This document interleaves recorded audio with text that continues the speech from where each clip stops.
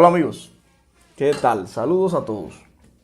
Mi nombre es Orestes Machado y ya bien sea por la canción que acabo de tocar o por mi acento al hablar, quizás usted se haya dado cuenta de que soy cubano. Quiero agradecer al ITG por la invitación para hablarles acerca del instrumento en mi isla natal. Es una responsabilidad y francamente un honor. Honestamente espero llevar esto a buen puerto. Y como pueden ver, tengo toda la intención del mundo de dirigirme a ustedes de manera diáfana, amigable, cercana. De modo que haremos uso de la síntesis de un montón de información que tengo recopilada, gracias a Dios, para que ustedes puedan disfrutar de la esencia de lo que es o lo que podríamos llamar lo cubano en la trompeta.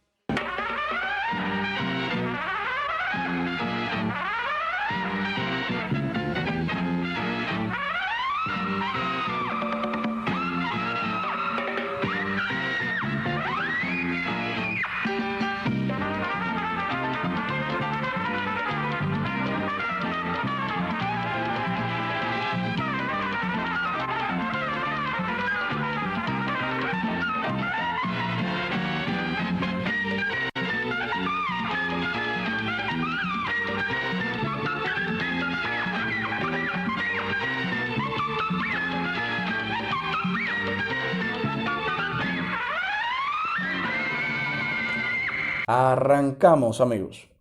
¿Quién introdujo el instrumento en la isla? Por evidentes circunstancias históricas tenemos la tendencia a asegurar que fue el ejército español quien introdujo la trompeta en Cuba. Bueno, en efecto, ellos introdujeron instrumentos de viento metal, pero hacia 1750 realmente lo que usaba el ejército español eran cornetas de armónicos y bugles. Entonces no fue hasta 1762, agosto de 1762, con la toma de La Habana por los ingleses, que entra o ingresa al país un instrumento más moderno. El ejército inglés para ese entonces tenía en sus cuerpos de granaderos una corneta, usaban una corneta que tenía llaves. Era un instrumento que, si bien no estaba, digamos, a la altura de un instrumento como los que tenemos hoy, sí que tenía muchas más posibilidades melódicas que una corneta de armónicos o un bugle. Seguimos del siglo XVIII, no nos hemos ido del siglo XVIII, pero salimos del contexto de los militares para entrar en el plácido y tranquilo contexto de la música religiosa. En efecto, en Cuba hubo dos capillas de música, la de la Catedral de La Habana y la Catedral de Santiago de Cuba. Y el compositor de la Catedral de Santiago de Cuba se llamó Esteban Salas. Busquen en Google y van a encontrar un montón de información de su persona y van a poder disfrutar muchísimo de sus obras. El estilo de Salas iba a medio camino entre el barroco tardío y el clasicismo. Y de acuerdo a Padrón, Salas escribió música para trompeta en al menos 2 de sus obras. Aclaro que no era para trompeta solista, definitivamente. Ahora, hay un dato curioso acá. La persona que tocó esas obras fue un trompetista que no era cubano. Esta persona salió desde la antigua Guatemala hasta Santiago de Cuba para tocar. Además, de acuerdo a Padrón, se le encargó grabar una pieza anónima para 2 trompetas compuesta en Guatemala. Parece ser que en la Antigua, en la Catedral de la Antigua, habían trompetistas en el siglo XVIII. Todos estos datos provienen de una investigación que está haciendo Michel Padrón para un libro que está escribiendo acerca de la trompeta en Cuba. Michel es un músico cubano residente en la ciudad de Bristol, en el Reino Unido. Y ahí, en la biblioteca de dicha ciudad, ha encontrado los archivos donde están recogidos todos estos datos. Muchas gracias a Michel por el apoyo. Quería hacer este paréntesis acá y seguimos. Y hablemos un poco acerca del siglo XIX. El siglo XIX cubano fue el siglo en el cual varios elementos culturales que hasta ese momento se habían desarrollado desde siglos atrás de modo un poco autónomo, comenzaron a encontrarse y comenzaron a fusionarse, dando como resultado nuestra identidad cultural, nuestra identidad como nación. Elementos como las fiestas de Corpus Christi y de Rey, la iglesia le permitía a los africanos tener o participar de las fiestas con sus ropas, con sus cantos, con sus instrumentos, y eso fue la antesala de los carnavales cubanos. Las fiestas de campesinos, los guateques campesinos. Otro mundo se desarrolló durante años con sus propias manifestaciones culturales, sus propios instrumentos, sus propias maneras de cantar, de bailar, las capillas de música que ya las mencionamos, de La Habana y Santiago de Cuba. La vida nocturna del puerto de La Habana. El puerto de La Habana era donde se reunían los barcos de toda América, esperaban que fuesen un cierto número, se les ponía una escolta y salían hacia España para evitar ataques de corsarios y piratas. Entonces esos marineros estaban durante meses ahí, y hasta Cervantes menciona que ciertos ritmos, ciertos bailes españoles regresaban de Cuba amulatados. Y eso es porque, de acuerdo a Leal, muchas de las personas que atendían a estos marineros en el puerto de La Habana eran africanos. El teatro musical cubano, el teatro bufo, muy importante en la formación de nuestra identidad. Tuvo un papel súper importante a finales del siglo XIX. Por mencionar nada más los sucesos del Teatro Villanueva y el uso de la sátira, del doble sentido, para burlarse de la metrópoli, de los políticos y demás. Algo que forma parte incluso de nuestro acervo cultural, y algo que pasó al cine, a la radio, a la televisión, y un modelo que se exportó de Cuba con muchísimo éxito. Y ahí había trompeta. Las academias de baile, las bandas de música, las bandas de conciertos, súper importante para nosotros, porque a través de ellas entró el instrumento a la isla. Cultura afrocubana en sentido general, independientemente de donde se desarrollase. La música de negros curros, interesantísimo eso, porque muchos de ellos venían de España. Y también los negros libertos, aquellas personas que lograban comprar su libertad. Los liceos, muy importantes socialmente los liceos, musicalmente también. Ahí se desarrollaban bailes y otras manifestaciones artísticas. Y por último, las academias y sociedades musicales. Son, digamos, la matriz de todas las escuelas de música, y fueron muy importantes a todo lo largo del siglo XIX. Entonces es importante saber esto para responder preguntas como: ¿por qué una guaracha se parece a un son y no es lo mismo? ¿Por qué razón existe, por ejemplo, el bolero son o el mambo, el bolero mambo? Es porque esos elementos que se desarrollaron una vez por separado ahora se juntan y forman otros géneros. A nosotros nos interesan muchísimo las bandas de música, el teatro musical y otros lugares donde se tocaba la trompeta. Las bandas de música, bueno, la primera brass band que se conoce en La Habana, de acuerdo a Padrón, por los documentos encontrados en Bristol, fue la que, digamos, trajeron los ingleses en la ocupación. Las bandas de concierto en Cuba fueron súper importantes. De acuerdo a Costa, cada cuerpo, o sea, la policía, los bomberos, etc., tenía su banda, sin contar la de los conservatorios, la de las escuelas de música, la de las asociaciones culturales, y sin contar las de las escuelas, que casi todos tenían, los colegios, perdón, que casi todos tenían una banda de cornetas y tambores. De las bandas, como mencioné hace un rato, salen las orquestas típicas, formato que fue el usado para amenizar fiestas populares a todo lo largo del siglo XIX y también en el contexto del teatro bufo. Ahora, de acuerdo a Costa, los músicos que se formaban en las bandas en Cuba eran buenísimos. ¿Por qué? Podían leer a primera vista, podían improvisar. Y eso hizo que muchas veces no solamente tuviesen trabajo en Cuba, sino también en New Orleans, en los Estados Unidos. Tuvieron cierta influencia en, digamos, los primeros pasos o las raíces del jazz. Un ejemplo de eso es Manuel Pérez. Manuel Pérez fue un trompetista que, aunque se discute que no nació en La Habana, Elio Orobio descubrió que su acta de nacimiento está ahí. Tuvo una influencia importantísima, es un pionero del jazz. Dirigió varias orquestas, entre ellas un brass band que se llama Onward Brass Band, de la cual el mismo Louis Armstrong decía que era una de las mejores. A mí me aseguran que Louis Armstrong fue alumno de Manuel Pérez. Realmente yo, al menos yo, no tengo una fuente fiable para asegurar eso, porque hay otras personas que me aseguran que Armstrong le pidió a Pérez que le diese clase, porque era un excelente maestro de trompeta y defendía muchísimo la formación en las bandas de música, por cierto. Pero Pérez le dijo que si no tenía trompeta, que no podía ayudarle. Se sabe que tenía muy buen registro, que podía leer a primera vista, que podía improvisar. dirigió muchas orquestas, fue músico también de varias orquestas. Y según leí en un libro de Acosta, lamentablemente no pudo llegar a grabar, aunque murió en 1946 porque sufrió un accidente cerebrovascular, un ictus, y entonces perdió la sensibilidad en parte de la cara.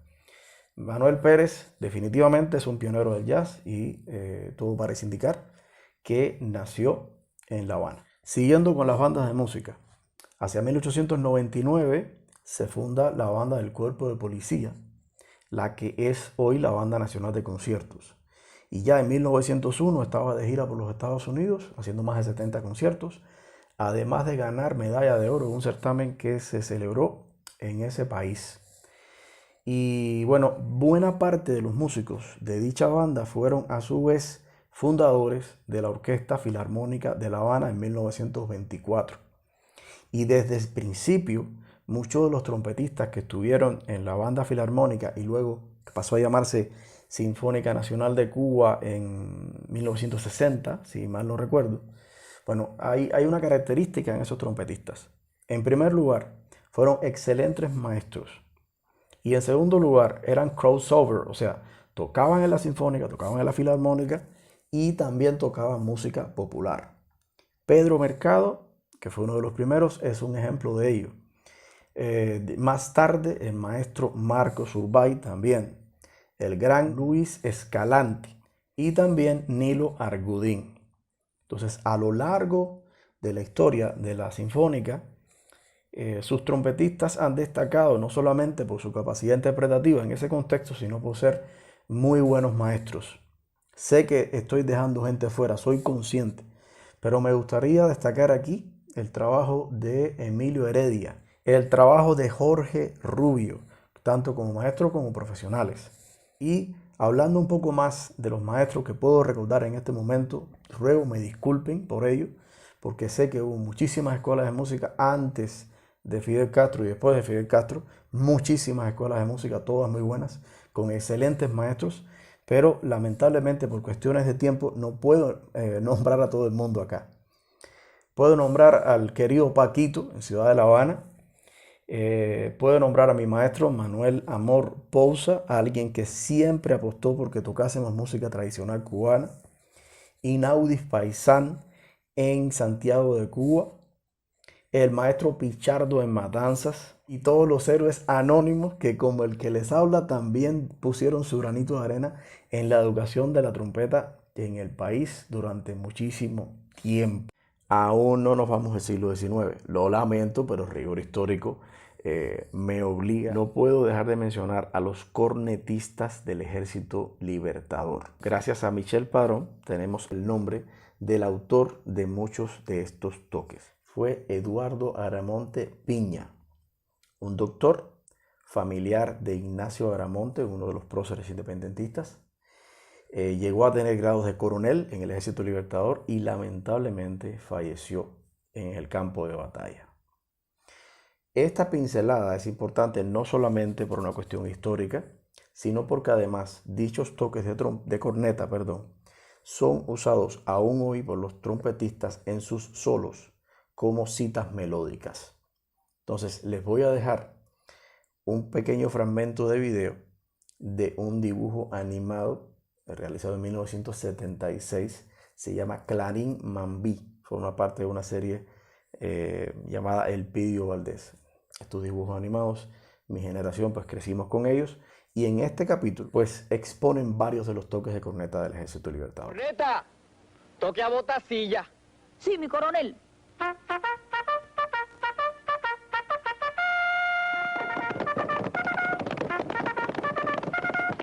Corneta, toque fuego. Retirada, compay. Toque usted a de cuello.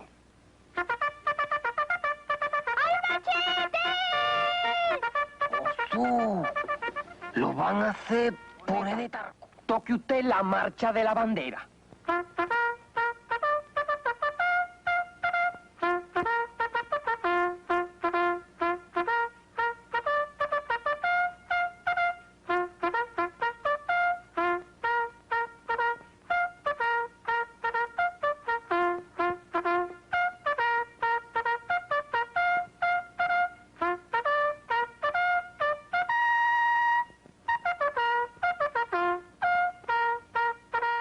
antes que me tiren un ladrillo para acá.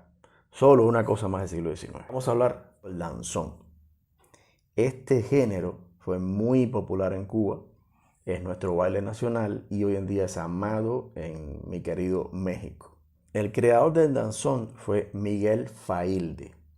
Esta primera pieza se llamó Las alturas de Simpson y fue estrenada en la ciudad de Matanzas en enero de 1879. ¿Que por qué menciono a Miguel Failde al danzón?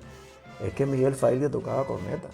O sea, ¿cómo va a ser? Claro que sí, tenía que venir de las manos de un cornetista, de un trompetista, de un colega, un género tan importante, definitivamente.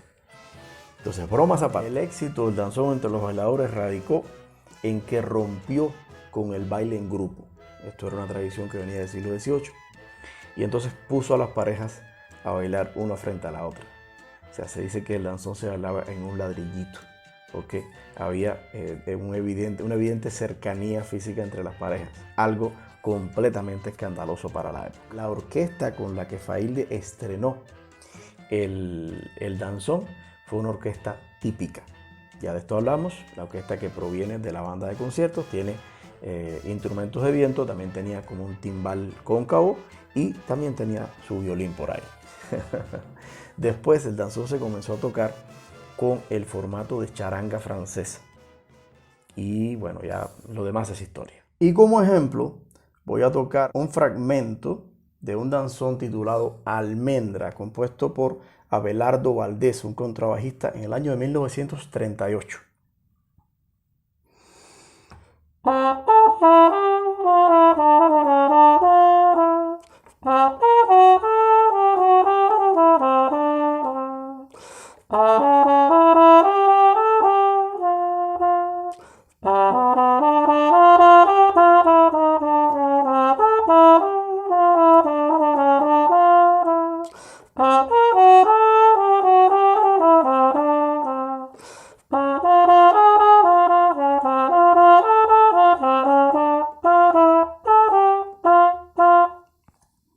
Resumiendo, si tiene que tocar un danzón, no intente tocar como un sonero, no intente tocar como en un big band.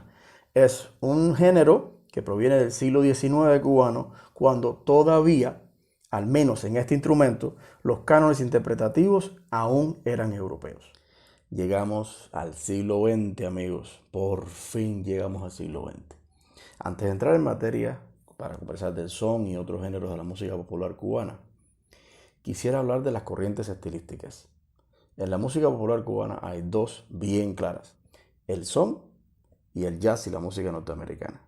¿Qué pasa? Se desarrollaron en contextos diferentes, curiosamente con elementos en común. Y en ambos contextos se desarrollaba la música bailable, tenían repertorios mixtos y en ambos contextos había que improvisar. Entonces, a la larga, ambas corrientes estilísticas se fusionaron, como casi todo en la cultura cubana. Además de estos detalles, digamos, estilísticos, es un hecho que en la práctica muchísimos músicos tenían que salir de tocar de una banda de conciertos, pasar por un septeto de son y después terminar tocando en un big band.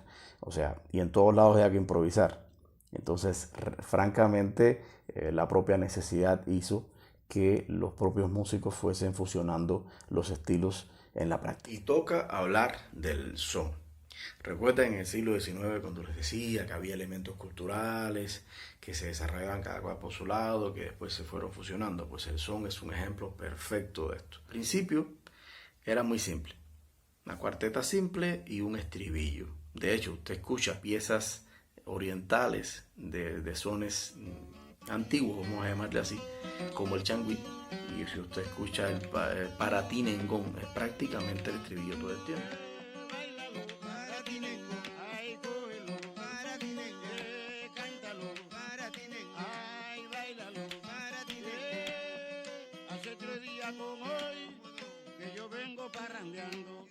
Hace 3 días con hoy, señor, que yo vengo parrandeando.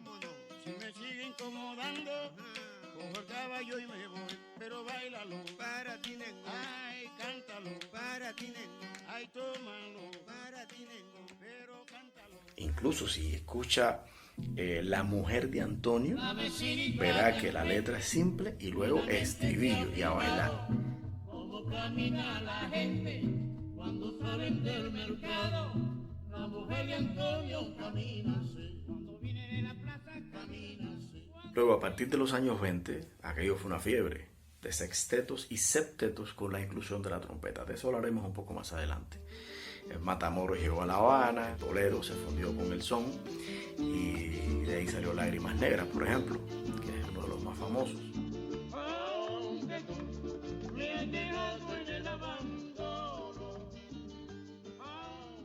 Luego también Piñeiro, quien era bajista, fue el que añadió el bajo anticipado y lo fusionó o le añadió coros de clave de origen africano. Más tarde, Arsenio Rodríguez amplía el repertorio, cambia la forma de orquestar y también le añade elementos de percusión africanos. Y bueno, así fue creciendo el son hasta que se hizo universal. El son no ha muerto. Se le puede escuchar en sus formas y formatos tradicionales, además de haber tenido otro éxito tremendo comercial como lo fue el Buenavista Social Club a finales del siglo XX. Y también se la puede escuchar fusionado definitivamente con buena parte de la música latinoamericana contemporánea. Yo creo que de eso no hay dudas. Pero bueno, lo más importante para nuestro interés es que la forma, el lenguaje de tocar la trompeta en el son define lo cubano en nuestro instrumento. Acerca de la inclusión de la trompeta dentro del son. Bueno, de acuerdo a las fuentes consultadas, justo en el, digamos, cambio de siglo en Santiago de Cuba, ya había unas agrupaciones llamadas estudiantinas, como la Estudiantina Invasora, por ejemplo, las cuales introdujeron la trompeta dentro de ese formato. Sin embargo, no sería hasta ya casi a finales de los años 20, 1927, que el sexteto habanero, digamos que incluye a Enrique Hernández Urrutia, quien luego fue sustituido por el legendario Félix Chapotín. Y en el propio 1927 se funda el Sexteto Nacional y un tiempo después incorporaron a Lázaro Herrera, quien a mi juicio, y esto aclaro que es un punto de vista muy personal, yo encuentro a Lázaro como el eslabón entre la antigua forma de tocar, aquella que provenía de bandas de concierto y que pusimos como ejemplo del danzón y demás, y este nuevo lenguaje de lo cubano en la trompeta que ocurriría a partir del propio año 1927. Paulatinamente otros sextetos fueron incorporando la trompeta y quiero destacar acá al sexteto Anacaona, un sexteto femenino que no solo fue septeto, también fue conjunto y terminó siendo orquesta hasta el día de hoy. Es un ejemplo claro, junto a otras agrupaciones, de la presencia femenina en la cultura cubana. La inclusión de la trompeta en el son tuvo éxito de manera inmediata. Y esto se debió a dos factores fundamentalmente.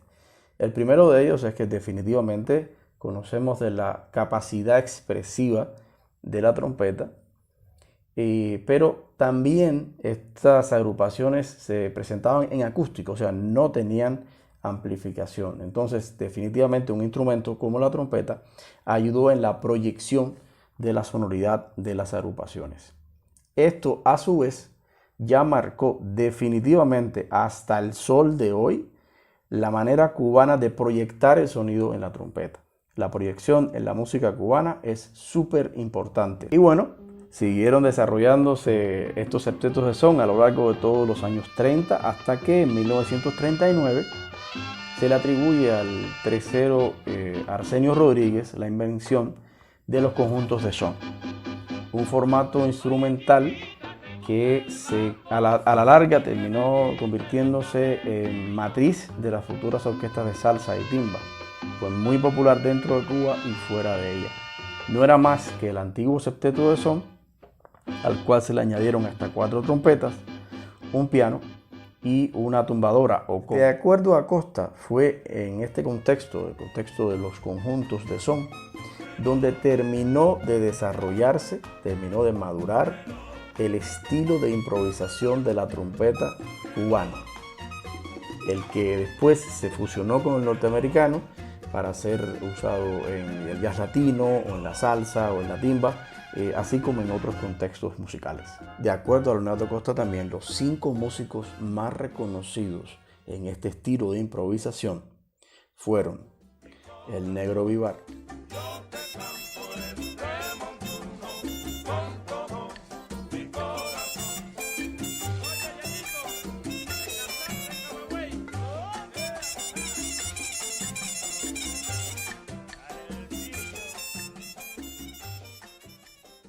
Chocolate Almenteros,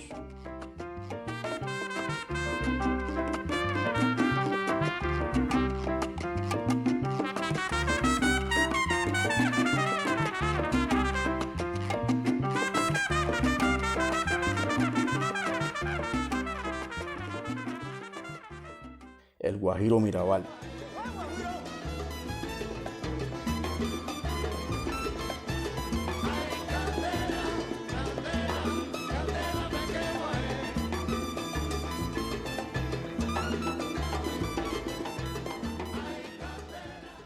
Florecita,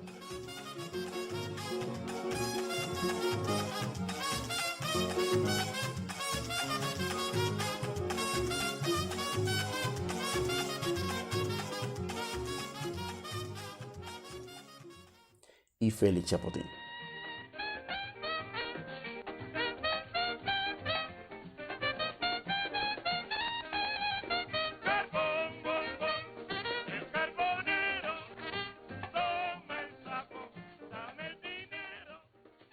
Toca el turno de citar los conjuntos más importantes, más emblemáticos. Y me gustaría mencionar al menos a 3 de ellos, los cuales no solamente tuvieron un tremendo nivel de popularidad, sino que además lograron un sonido propio, un sonido identitario. Y terminaron influenciando a otras agrupaciones dentro del mismo contexto. Estos conjuntos fueron, sin lugar a dudas, el conjunto de Arsenio Rodríguez,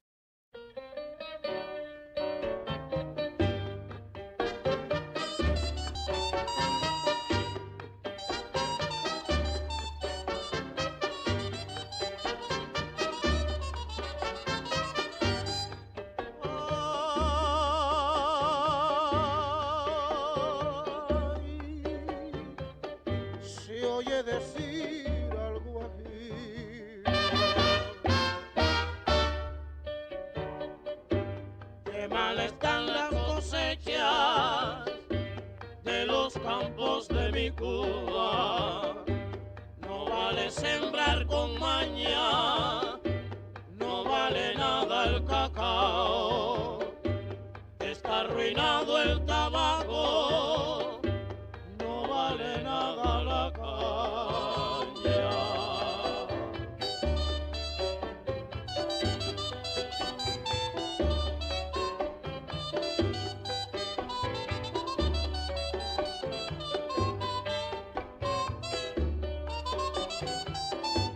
el conjunto Casino,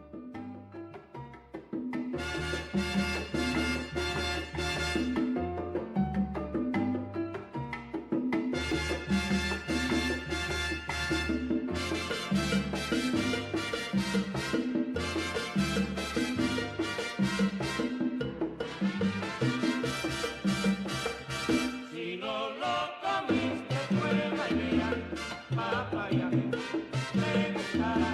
Si no lo comiste fue bailar, papaya. la Sonora Matancera,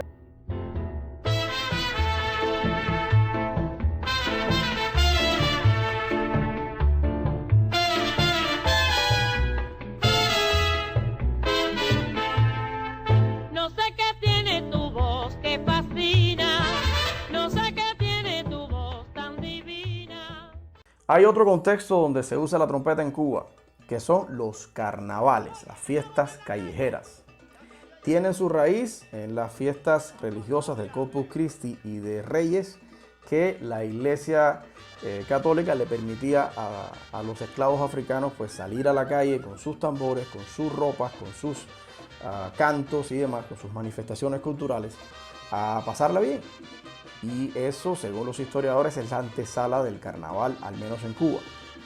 Bueno, en el carnaval cubano hay una sonoridad, aparte de todo el conglomerado rítmico que es interesante y tiene sus características en la zona oriental, en Santiago de Cuba, así como en la zona occidental, como el uso de sartenes en la zona occidental y de llantas de automóviles en la zona oriental, por ejemplo, amén de otras pequeñas diferencias. Hay un sonido que es también un ejemplo claro de la amalgama cultural de Cuba, que es el sonido de la suona, o como le llaman en Cuba, corneta china. Bueno, el término corneta no es cierto, o sea, el instrumento no es un instrumento de viento metal. El sonido de este instrumento, fundidas con el ritmo, han hecho un sonido muy característico en los carnavales de Cuba. Y la característica principal de la trompeta en ese contexto es, en primer lugar, proyección, y ahí sí, sin miseria, como dirían en Cuba, una proyección súper evidente, y usualmente lo que se hace es repetir o alternar con coros. Hablemos un poco acerca de aquella corriente interpretativa de la trompeta más cercana al jazz y a la música norteamericana en sentido general. Hacia 1914 ya se sabe que hay jazz bands en Cuba, en este caso en Sagua la Grande. Luego, cuando empieza la década del 20, La Habana estaba llena de turistas norteamericanos, sin ni hablar después de que se instauró la ya conocida ley seca en Estados Unidos, que La Habana floreció en negocios de ocio nocturno y por lo tanto también, consecuentemente, la contratación de músicos. Entonces, también está la orquesta de los hermanos Palau, la de los diplomáticos de Maya, que es de donde salen Mario Bauzá y Romeu, que es uno de los pilares del jazz en Cuba. En 1924, Moisés Simmons, el pianista y autor del Manicero, organiza una banda para tocar en el Hotel Plaza, y ahí toca Julio Cueva, el trompetista, por cierto, un reconocido trompetista cubano. También la orquesta Habana Casino, conocida también como la de Justo Don Aspiazu, que fue una orquesta que grabó el Manicero con la RCA Victor en Nueva York y vendió 1 millón de copias. Muy conocida, con muchísimo éxito internacional, tanto en Estados Unidos como en Europa. La orquesta Lecuona, también muy conocida, con mucho éxito, después cambió el nombre a Lecuona Cuban Boys y después Habana Cuban Boys. Llega la década del 30, llegan los Big Band a La Habana, se aclimatan, y entonces en 1937 surge el Casino de la Playa. No confundir con el conjunto Casino, por favor. También la orquesta de los hermanos Castro, muy conocida, una muy buena orquesta. El director era Manolo Castro y uno de los trompetistas fue su hermano Andrés Castro, uno de los mejores trompetas cubanos. Luego, en 1938, de esa orquesta sale la famosa orquesta Riverside, una orquesta excelente que aún hoy funciona tanto en La Habana como en los Estados Unidos. No podemos dejar de mencionar a Armando Romeu, que, como ya mencioné, es uno de los pilares del jazz en Cuba. Dirigió un montón de orquestas, dirigía su propia orquesta con su nombre y otra orquesta que se llama Bellamar. También dirigió la orquesta de Tropicana y participó en varios otros proyectos importantes. Podemos mencionar también la orquesta de Mariano Mercerón y la orquesta de Chepín Choén en Santiago de Cuba. Llega la década del 40. Estas orquestas siguieron con muchísimo éxito de público y digamos que lo más importante para el jazz cubano ocurre no en La Habana en esta década, sino en Nueva York. Allá, desde hace un tiempo atrás, estaba la orquesta de Machito y sus Afro-Cubans. Tenía muchísimo éxito de público. Que la pieza que más relacionada al jazz latino podemos mencionar de Machito fue Tangá, que si no estoy equivocado es de Mario Bauzá. Esta pieza tenía un montón de éxito. Acosta cuentan que tenía tal éxito esta pieza que si la gente se iban a las manos dentro del salón de baile, la orquesta cambiaba y empezaba a tocar tangá y la cosa se calmaba. Dizzy Gillespie, que estaba cambiando la música junto a Charlie Parker y el bebop, se interesa en este, digamos, movimiento cultural que ve ahí, el éxito del público y demás. Se acerca a esta gente y después Chano Pozo termina cooperando con él. Comienzan temas como Manteca Y bueno, el resto es historia, comienza el Cubop. También por esta época se le encarga a Chico Farrell la Afro-Cuban Jazz Suite, que se presentó en un programa que se llamó Jazz at the Philharmonics. Y también se presentó, bueno, ahí tocó Charlie Parker en la presentación de esta pieza. Esta pieza es un hito para la música latina en sentido general, la verdad. Bueno, y hablando de formatos de Big Band, también estaba ya en México Pérez Prado teniendo sus primeros éxitos del mambo. Y regresando a La Habana, ya por esa época más o menos comienzan las descargas de Cachao, las descargas de Niño Rivera también, aunque realmente tuvieron las grabaciones más famosas ya después de los 50. Llegamos a los 50. Creo que para la música cubana bailable el hecho más relevante fue la aparición en escena de Benny Moré y su banda gigante, que de acuerdo a LAM, Benny Moré, digamos que logró que el Big Band sonase a son. O sea, que uno escucha ese Big Band, sigue sonando Big Band, pero eso suena a Cuba. Obviamente las demás también, pero es que sabemos que Benny Moré tuvo un extra que realmente le coloca como uno de los grandes de la música cubana y latinoamericana en sentido general. Y le tocaría a la década del 60. Pero ya eso será para una próxima entrega, porque en esta ya no queda tiempo, ya no hay tiempo. Esto se está convirtiendo en un largometraje. Falta analizar la Orquesta de Música Moderna, Iraquere, falta analizar Afro-Cuba, NG La Banda, Opus 13, todo lo que vino después con la timba, y ya después, en los años 2000, orquestas como Habana de Primera. Llegó la hora de las clases, llegó la hora de los consejos, llegó la hora de los tips, como les gusta decir en las redes sociales. ¿Qué puede hacer usted para intentar sonar como un sonero tradicional cubano? Hay varios aspectos que, a mi juicio y el de otros colegas, son fundamentales a la vez de simples. El primero de ellos es la proyección del sonido. Recuerde, estamos hablando de un género que solía tocarse de manera acústica. Es importante que usted no confunda proyección con tocar duro, con tocar demasiado estridente, demasiado fuerte. Usted puede perfectamente tocar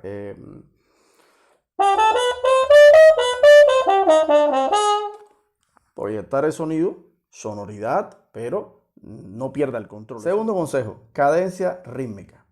En la música cubana terminó predominando la cadencia con un carácter, digamos, más africano. Esto hizo que a la postre los metales, tanto en los septetos y más aún en los conjuntos, tocasen a tiempo, pero un poco por detrás. Les pongo un ejemplo que voy a estar poniendo para todo esto.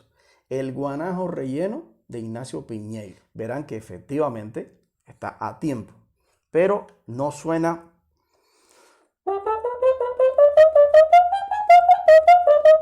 está, pero la cadencia rítmica es distinta.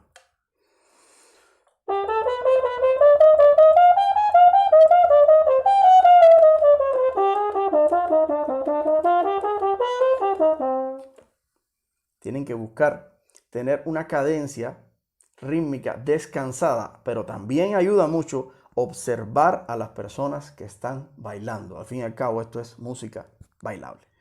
Número 3. Ataques, articulaciones y adornos. Pongámonos en perspectiva histórica una vez más. Finales de los años 20. Todavía la influencia más importante en algunos trompetistas, si bien ya empezaban a sonar cubanos, era la influencia europea, y la influencia norteamericana comenzaba a irrumpir con una fuerza tremenda, llegando a ser la más importante ya en la mitad del siglo. Dicho esto, usted manténgase en cuanto a ataques, utilice mucho el ataque simple. Si usted está haciendo un solo,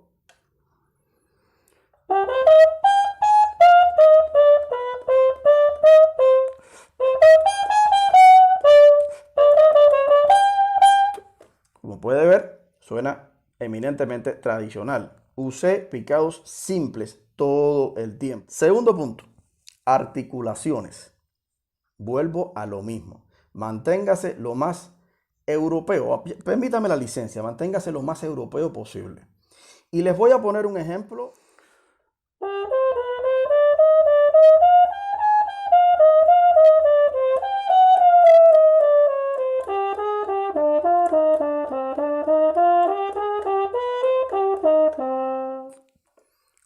pueden ver, si usted pone esto en otro contexto que no sea el son, pues parece una lección o algo medio orquestal o como una banda de música, que es de donde muchos de estos músicos provenían o se formaron en ese contexto. Eso les explico. Al principio, hasta acá, picado simple. Y después un ligado a lo arbán. Y después, en vez de articular, él vuelve a atacar. Liga ahí.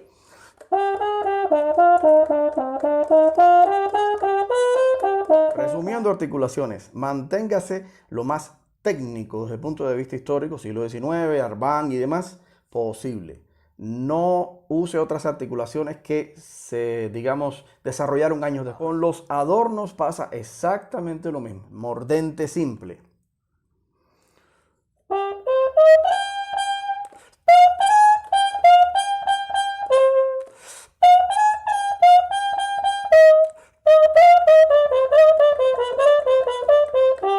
Eso es muy común en el son montuno. También los grupetos.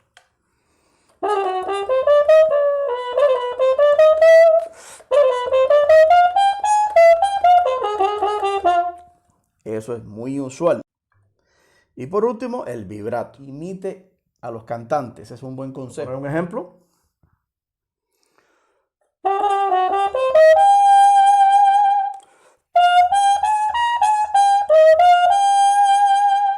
Si puede sonar a Dixieland, pues es válido también. Como es natural, la trompeta no solamente tuvo su papel solista dentro de la música cubana, sino también como instrumento de sección. Ya en los conjuntos, en lo personal a mí me encantó o me encanta el trabajo que lograron en el conjunto Casino, también en la orquesta de Benny, en los hermanos Castro, la Riverside, la orquesta de Leonardo Timor, entre otras.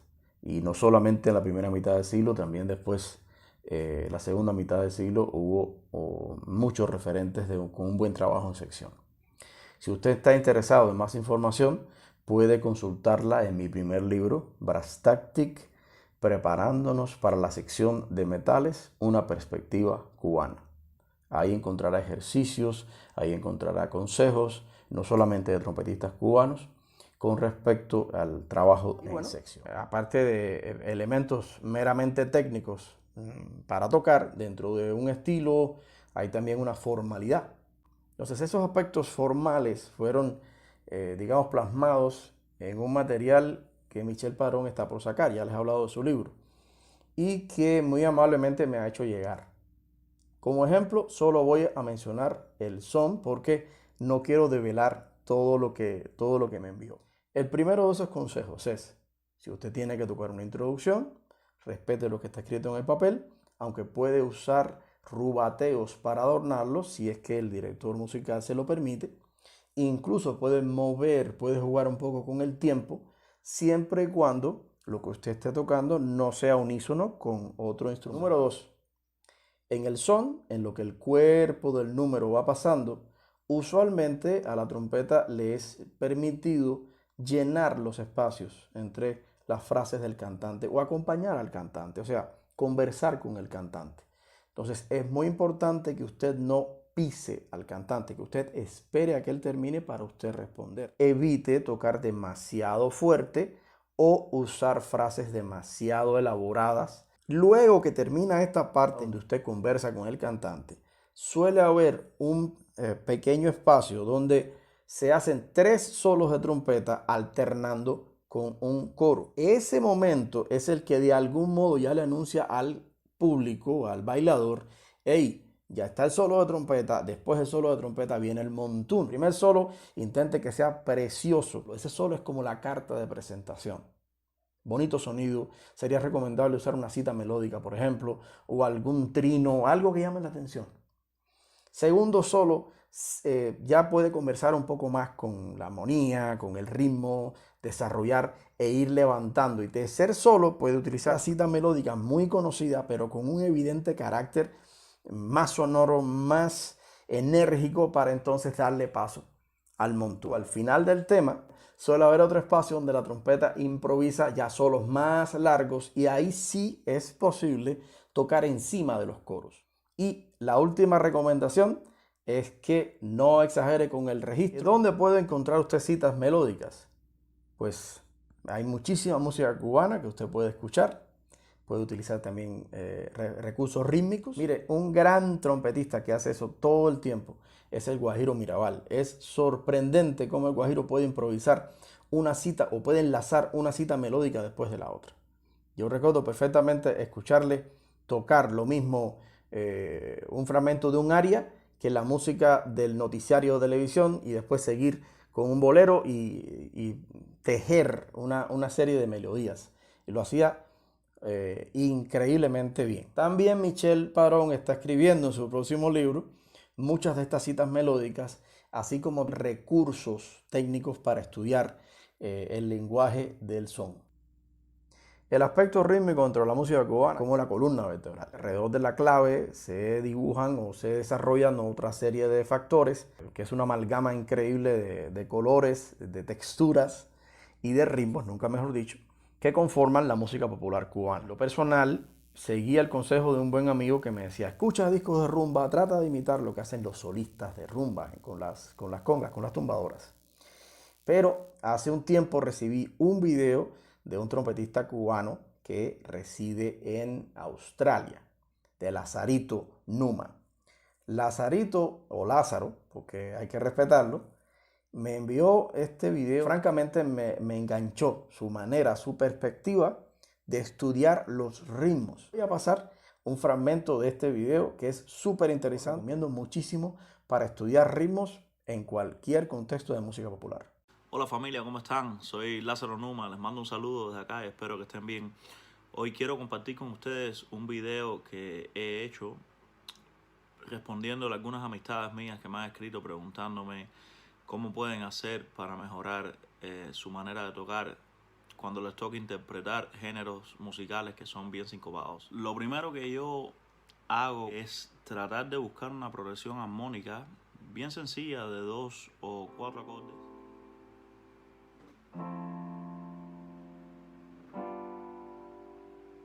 Una vez que he escogido la progresión armónica y el ritmo que quiero aprenderme, primero es escuchar el ritmo de forma general.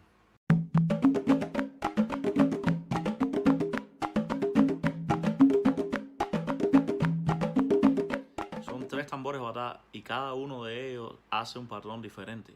El patrón que hace el ya es este.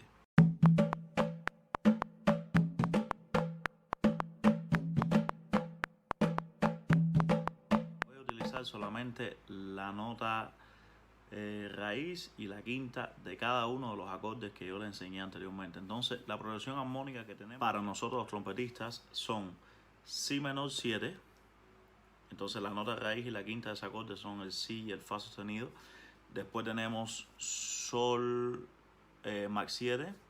La nota raíz es el Sol y el Re. Después tenemos un La 7. La nota raíz y la quinta son el La y el Mi. Y después tenemos un Fa sostenido 7. La nota raíz y la quinta son el Fa sostenido y el Do. Entonces lo que vamos a utilizar son esas notas y vamos básicamente a tocar el mismo patrón que está haciendo el tambor y ya. Ahora tenemos que analizar cuál es el sonido grave y cuál es el sonido agudo para poder hacer eso ya con el fliscorno haciendo el bajo.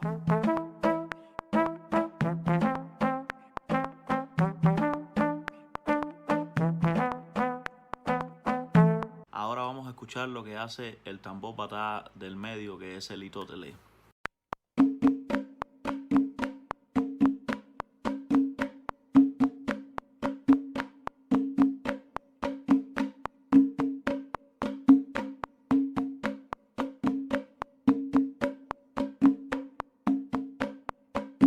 Vamos a analizar cómo lo haríamos con la trompeta.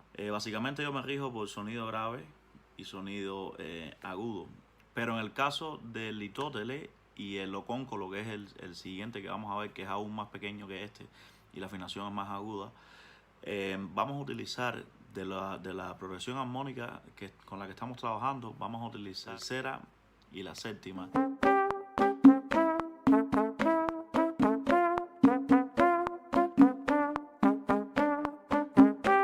Y ahora pasemos al ocóncolo.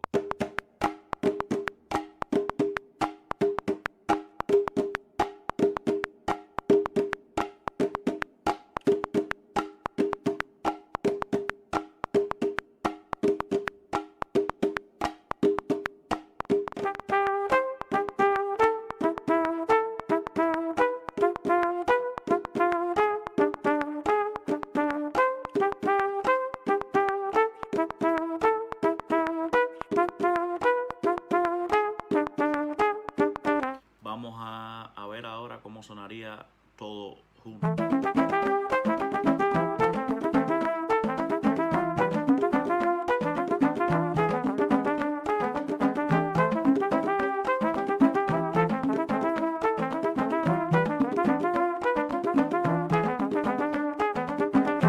Vamos a escuchar solamente los fliscornos.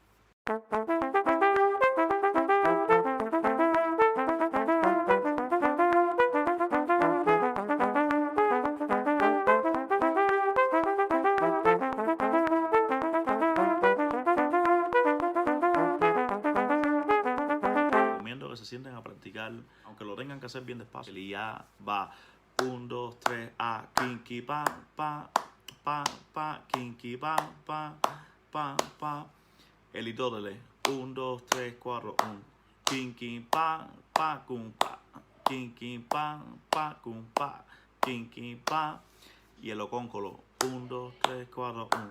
Kinky, pa, kinky, pa, kinky. Y lo último que quiero mostrarles es un video respondiendo a algunos amigos que me han preguntado sobre cómo pueden practicar de una manera mejor. Hace mucho tiempo que veo la música de una sola manera. En este caso yo inventé unos ejercicios de técnica sobre este ritmo de batá. Bueno, aquí lo hago de una manera súper corta, ¿no? Pero ustedes podrían alargarlo un poco más. Es solamente para que vean el ejemplo. No, yo no separo las cosas. Yo creo que todo se puede hacer por un mismo camino. Entonces sería así.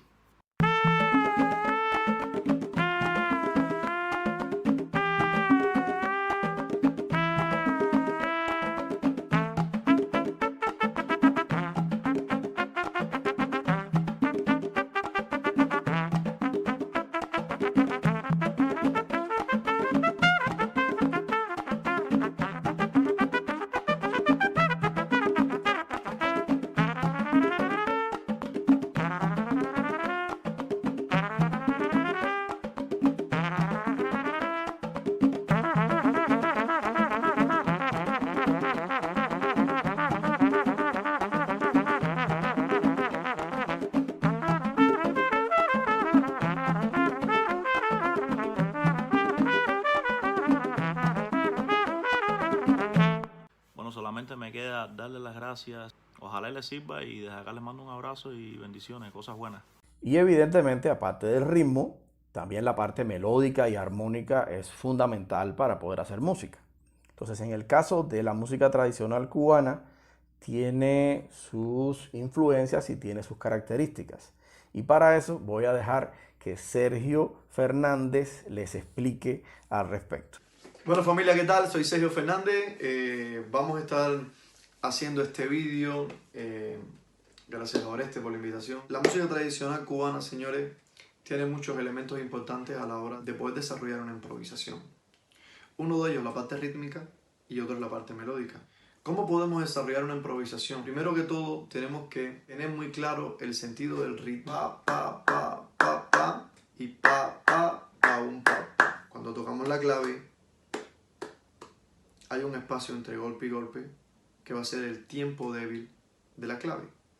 La música cubana, el son, se suele tocar mucho a contratiempo. Si escuchamos bien nos damos cuenta que el contrabajo prácticamente está haciendo casi siempre esto.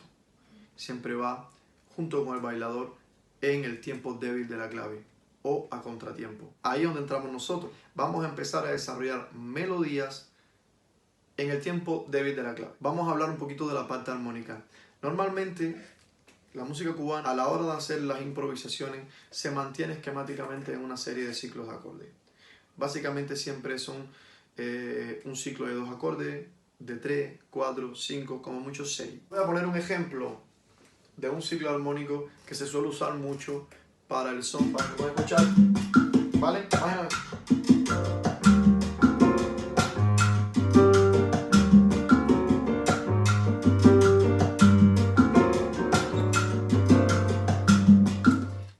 Lo primero que tengo que hacer y que saber qué cosa es, que cuando voy a desarrollar una improvisación dentro del son o dentro de la música cubana, punto 1, voy a utilizar las escalas, pero no siempre voy a tocar de forma ascendente y descendente. Voy a estar utilizando, evidentemente, más arpegios que escalas.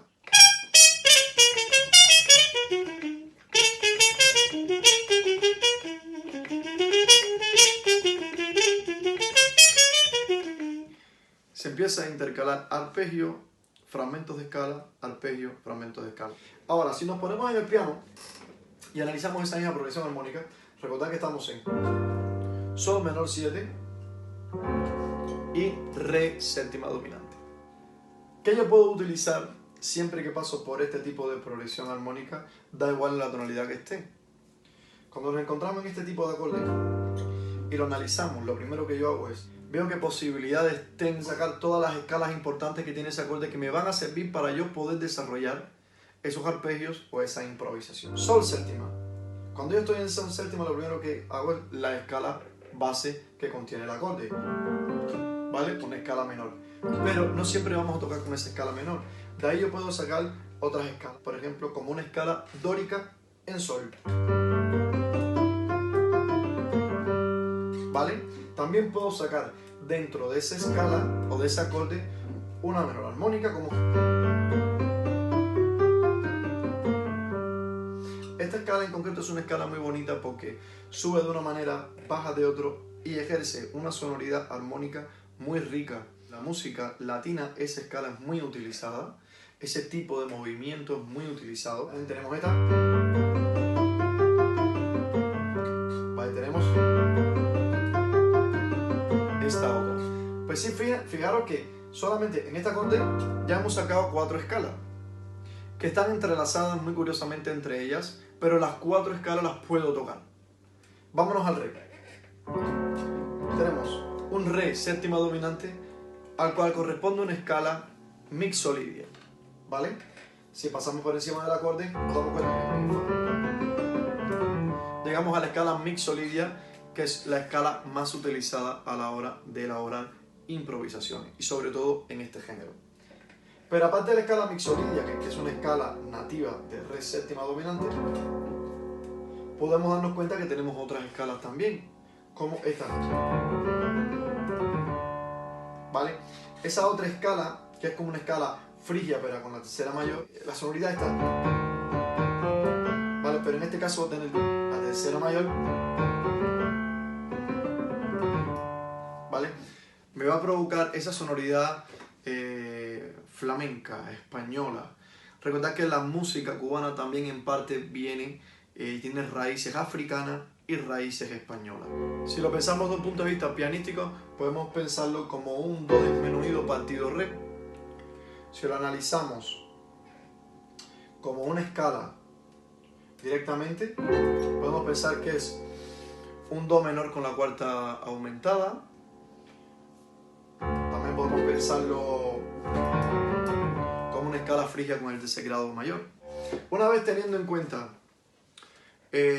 todo esto, este tipo de escalas, siempre van a repetirse este mismo patrón cada vez que utilizamos este tipo de movimientos armónicos o este tipo de ciclo armónico. Imagina, estamos aquí, por ejemplo, siempre va a ser, da igual donde lo pongamos, siempre va a ser el mismo movimiento. Una vez que tengamos nuestras escalas localizadas, recuerdo,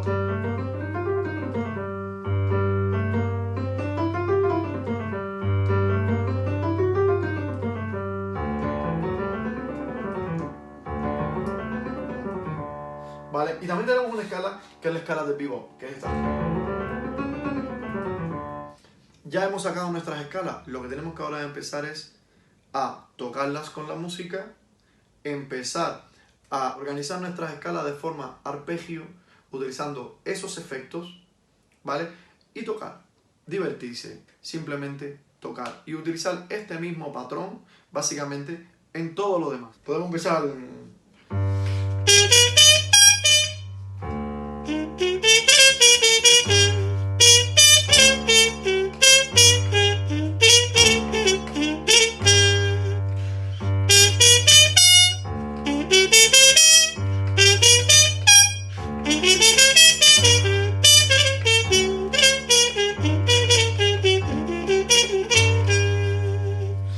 Y una vez que tengamos eso, empezamos a pasar por todas esas escalas y empezamos nosotros a entender un poquito cómo podemos empezar a improvisar en este tipo de música.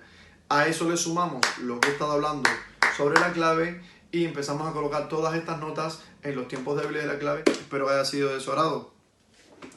Bueno, les chicos, yo no sé si me he expandido mucho o no, pero Ya lo hemos ahí va. hablado. Hay un montón de trompetistas buenos. Hay un montón de gente que incluso dejo fuera. Pero, definitivamente, si dejo fuera al único que no se puede dejar, entonces ya este trabajo carece de seriedad en lo absoluto. Si hay un trompetista cubano que reúne en sí mismo todo lo que hemos hablado acá, todas las características estilísticas, técnicas, musicales, y no solo las reúne en sí mismo, sino que las ha llevado a un nivel por encima de la media en medio mundo, es definitivamente Arturo Sandoval. Arturo, en lo personal, le debo el deseo de poder tocar la trompeta, de querer tocar la trompeta. La figura de Arturo Sandoval fue un auténtico huracán en la trompeta en Cuba. Desde sus primeros pasos en la Orquesta Cubana de Música Moderna, era evidente que la cosa iba a venir en serio. Luego su paso por Iraquere nos puso a estudiar a todo el mundo. Yo de niño yo escuchaba aquello y decía, bueno, ¿cómo yo puedo tocar eso, no? O sea, ¿de qué manera se puede tocar eso, no? O sea, su influencia, su sonido, su manera de decir, su musicalidad exquisita y el éxito que ha tenido, el reconocimiento que ha tenido a nivel internacional, indiscutible, lo convierten sin duda en el trompeta más importante de la isla de Cuba en toda la historia de este país. Gracias, maestro. El Señor le regale muchos años de vida y mucho éxito. Se acabó. Ahora sí que se acabó. Está bueno ya, como diríamos en Cuba. Confieso que son las 7 de la mañana, un día cualquiera de abril, y aquí estoy medio ronco con los ojos rojos para poder seguir compartiendo con ustedes acerca de la trompeta en Cuba. Confieso que quería hacer un trabajo lleno de nombres. Por el camino me fui dando cuenta que no solo era difícil, sino que además consideré mucho más importante mostrar a las personas que tienen muy poca experiencia de la música cubana o muy poco conocimiento de la música cubana acerca del concepto de lo que es lo cubano, el sonido, los ataques, cuestiones rítmicas y demás, para poder llevarlo al instrumento y poder tocar como un cubano, o sonar, perdón, como un cubano. Me gustaría agradecer una vez más al ITG. Muchas gracias a Alexis Morales por tenerme en consideración. Muchísimas gracias a las personas que me ayudaron, a Michelle Padrón, a Lázaro, a Sergio. Muchas gracias a los maestros que compartieron información conmigo. Muchas gracias a los que me escucharon. Muchas gracias a los que me soportaron. Y sobre todo, gracias a ustedes, que los he tenido ahí detrás de una pantalla durante una buena cantidad de tiempo. Lo único que queda es que usted apague la pantalla, agarre su trompeta y se ponga a practicar con proyección bien cubana, bien a lo Arturo Sandoval, para que los vecinos se pongan a gritar. Oye, el de la cornetica, tú no trabajas por la mañana, mijito. Ay, Paco, deja eso, chico. No, chica, que todos los días con la puñetera cornetica.